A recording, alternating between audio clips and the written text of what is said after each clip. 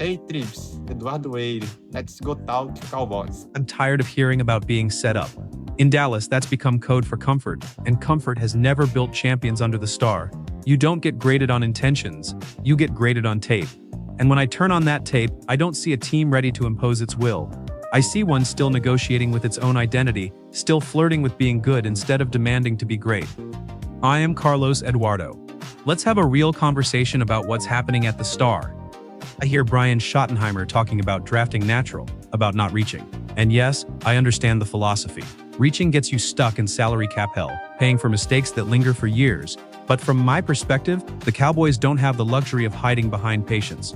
Not with the shadow of the 90s hanging over every move.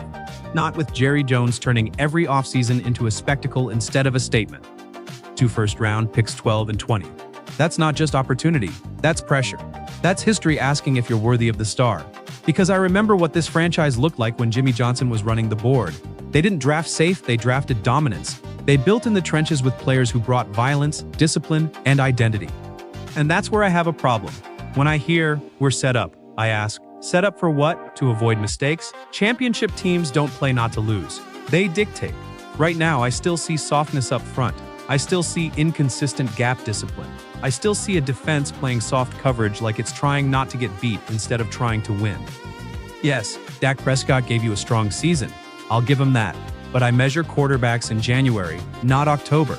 And I measure organizations by how they build around that quarterback.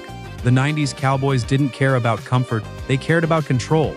They lined up and took games away from you. The geometry of this team's failure is clear to me. In the red zone, everything tightens. Space disappears. That's where discipline and physicality decide games. And too often, I see hesitation. I see a team thinking instead of reacting.